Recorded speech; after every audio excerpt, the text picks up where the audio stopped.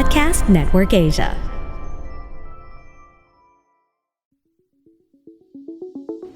FirstMetroSec is providing this podcast as a general market commentary. Reference to any specific security, product, or entity do not constitute as an offer or a solicitation of an offer to buy or sell any financial instruments or to participate in any particular trading strategy. The statements, comments, views, or opinions expressed by the hosts are subject to change without notice, and FirstMetroSec is under no obligation to update, amend, change, or correct any of the statements, comments, views, or opinions expressed. The statements, comments, views, and opinions expressed by the guests are their own and do not necessarily reflect the view of FirstMetroSec. FirstMetroSec disclaims any liability arising from reliance on or reference to any information obtained in this podcast.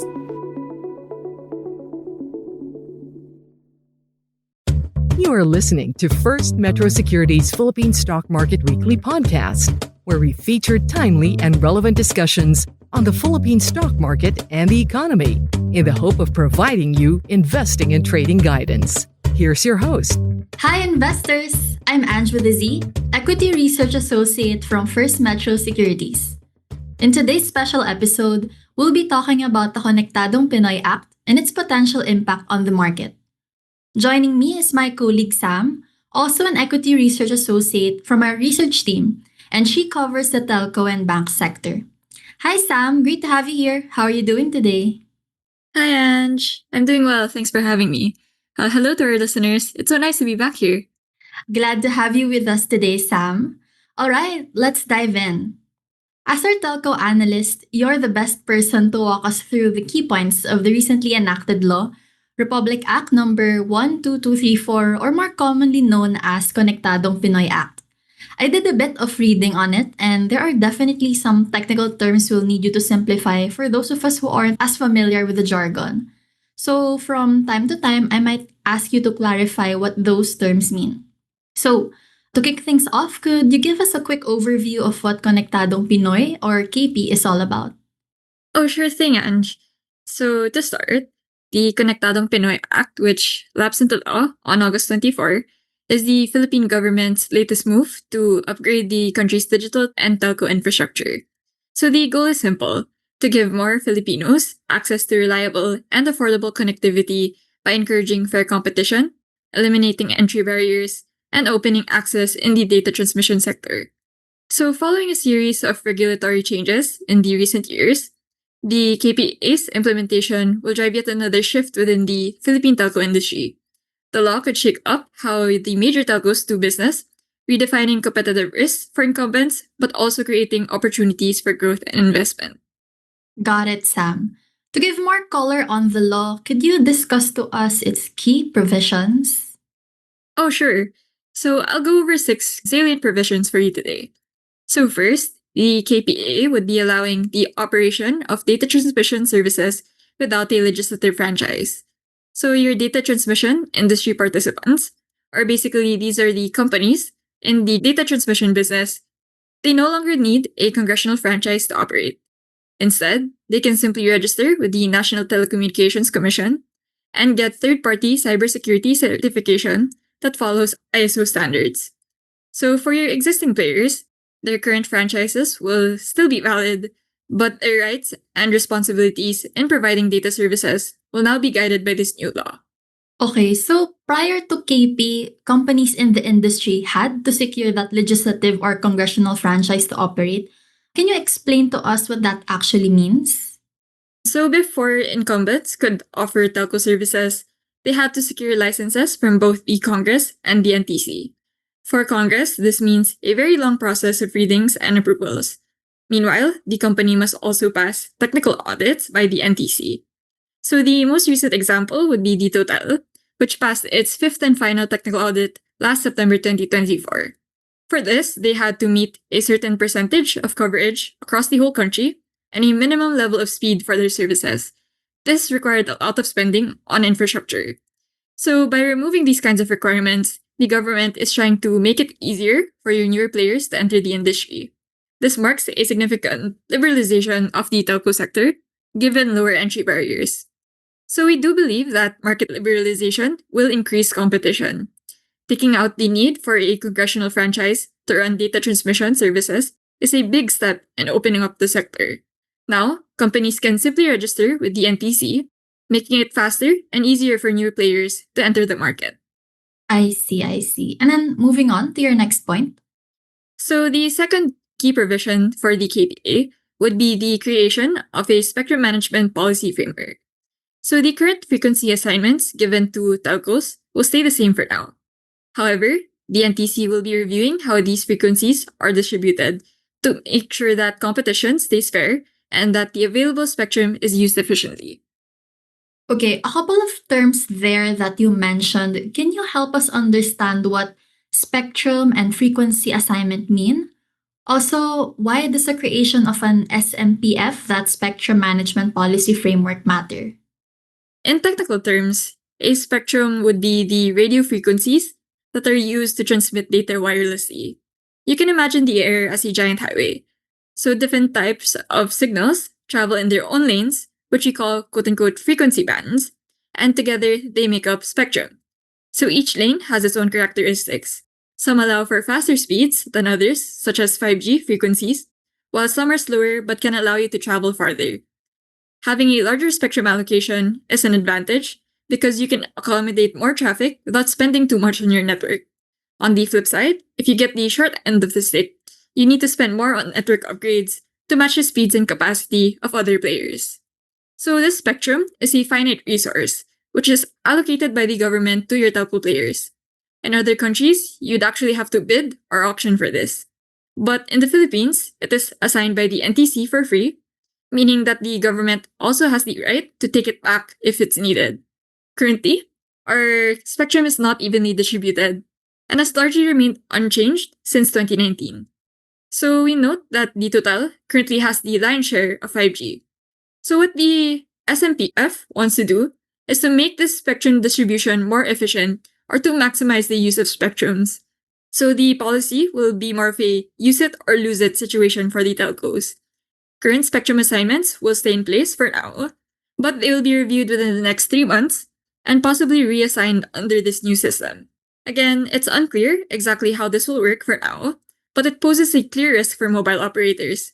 If spectrum is taken away and given to another player, their service quality might suffer and they might need to spend more on network upgrades. Imagine handling the same number of cars with less lanes. Traffic jams are bound to happen. Understood, Sam. And then the third key provision. Yes, so for the KPA, there would also be open access. So as long as it's technically feasible, and except in cases where they don't pay you or for security concerns, telco players cannot deny access to certain infrastructure that the NTC, the Department of Information and Communications Technology, or the DICT, and the Philippine Competition Commission, or the PCC, will identify. So this means that other players must be allowed to use these facilities under fair and equal terms. On top of that, passive infrastructure such as cell towers and fiber ports and lanes should be open for shared use and co-location. That sounds interesting. Can you talk more about this infrastructure sharing idea? Oh, of course. So we think that infrastructure sharing will reduce costs and unlock new revenue streams, especially for your incumbent players. The Konektadong Pinoy Act requires that passive infrastructure, such as those cell towers and fiber lines, be shared fairly among players. It also introduces the Dig Once policy, which means telco infrastructure will be rolled out alongside government road and construction projects to speed things up. Okay, that's clear. Let's jump to the fourth key provision. So the fourth item would be transparent and fair competition. Your DTIPs will be required to publish two things. Firstly, annual reports with clear and accurate details on prices, services, and financial performance. And secondly, reference access offers, or RAOs, which spell out the terms, conditions, and rates for using infrastructure and services included in the access list. Does this apply to both big and small players? And when do they need to submit these documents? Well, like everyone else, we're still waiting for the government to release the Implementing Rules and Regulations, or the IRR, for more clarity. Something we do note is that companies with quote-unquote significant market power need to obtain approval before publishing their reference access offers. So this may suggest some level of scrutiny on pricing, But again, we need to wait and see for the IRR. We should see this before the year end, as the DICT has already sent out the first draft to your companies. I see. That's definitely something we'd all be looking out for. I think we're now on the fifth key provision. Oh, yes. So the fifth item would be regarding performance standards.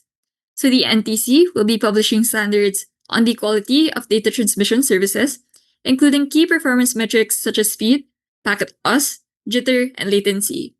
Failure to comply will result in a fine of 5,000 to 2 million pesos, or around 1 to 2% of gross annual income for DTIPs with gross annual income of less than 10 million pesos. So this would be per day of violation. Sorry, what's packet loss and jitter? Oh, so packet loss is basically how much data is lost during transmission. Meanwhile, jitter measures the time delay between sending and receiving data. So both are metrics of quality internet connections. Gotcha. Also, you mentioned a fine per day of violation. Isn't that, or that could be a significant hit for the players, don't you think? Oh, definitely. We do think that this is likely mainly to encourage your players to keep investing in quality infrastructure.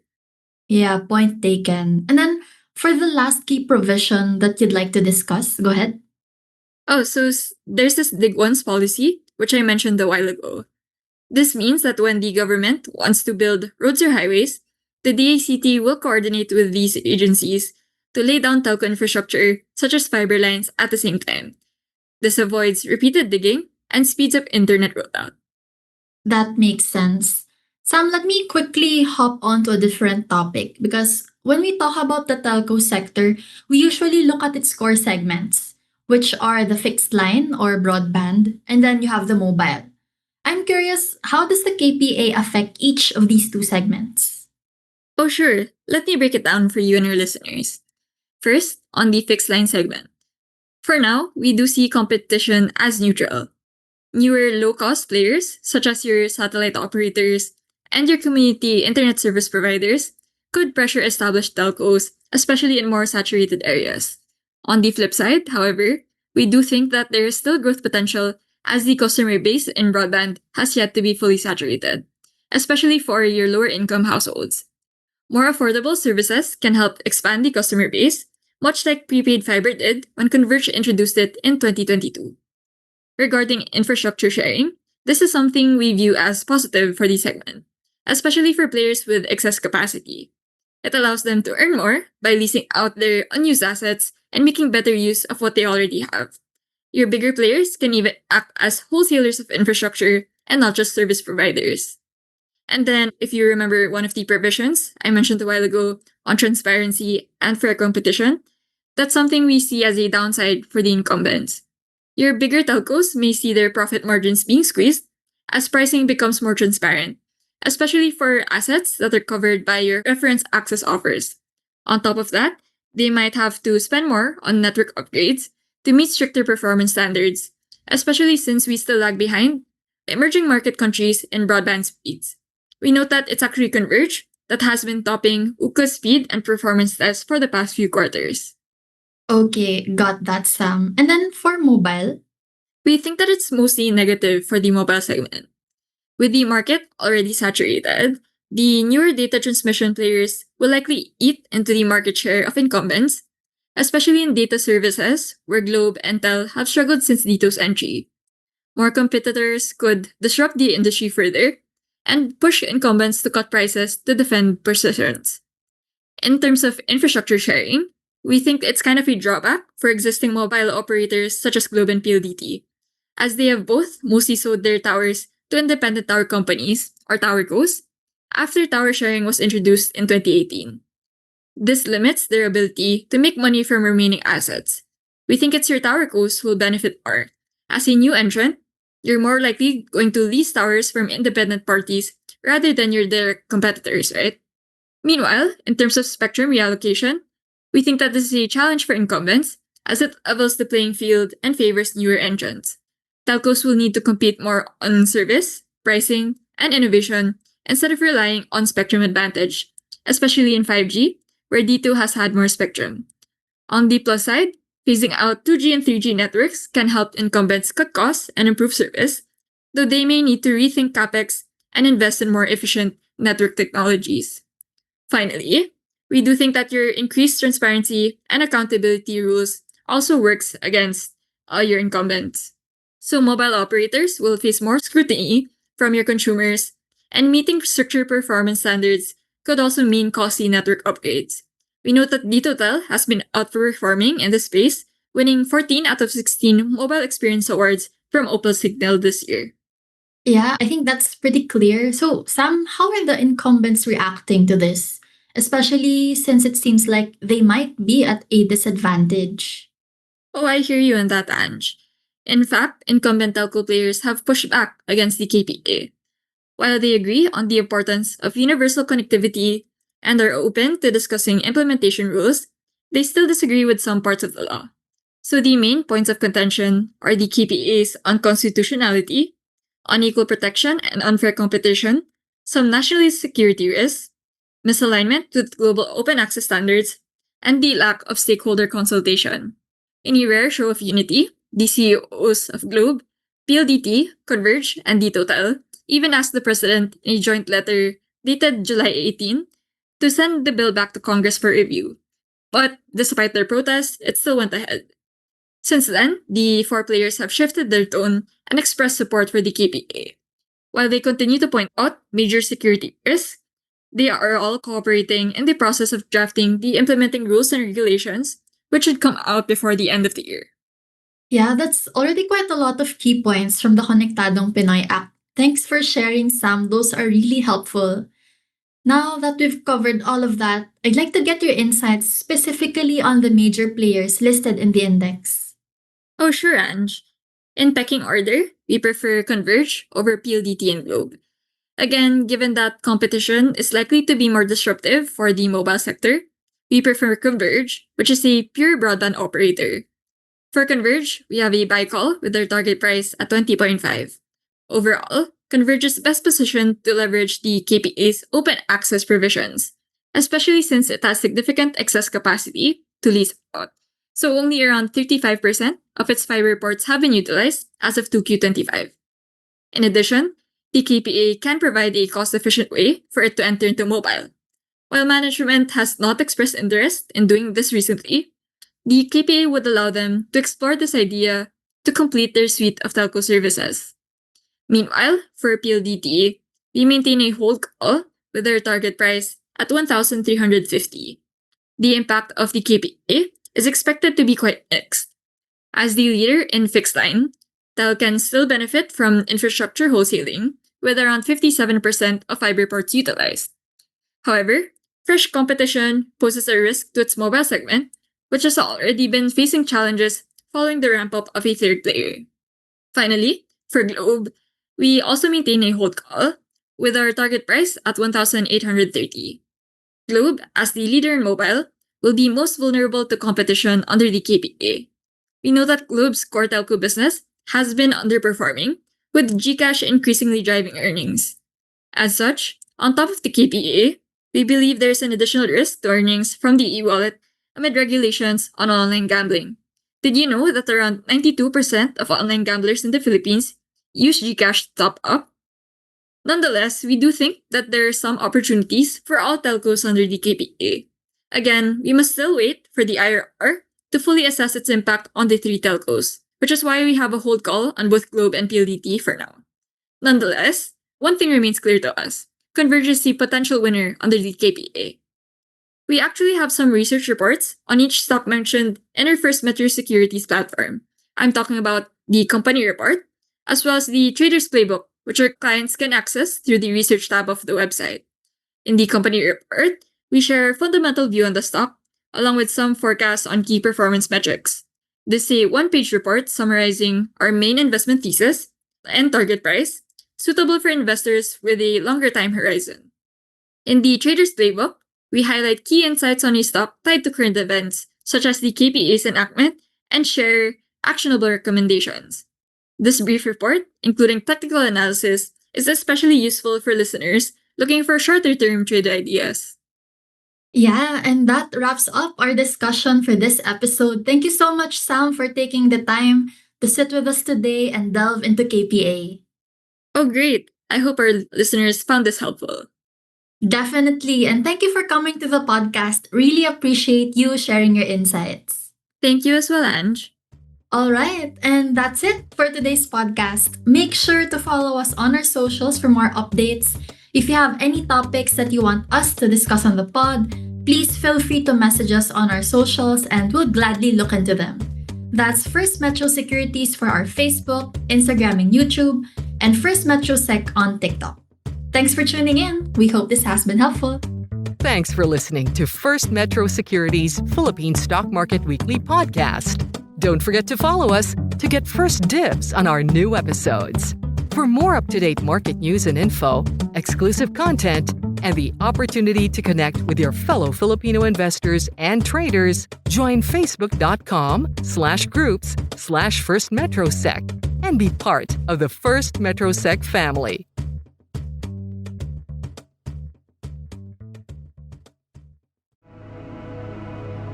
The views and opinions expressed by the podcast creators, hosts, and guests do not necessarily reflect the official policy and position of Podcast Network Asia, the hosts of the program, or other programs of the network. Any content provided by the people on the podcast are of their own opinion and are not intended to malign any religion, ethnic group, club, organization, company, individual, or anyone or anything.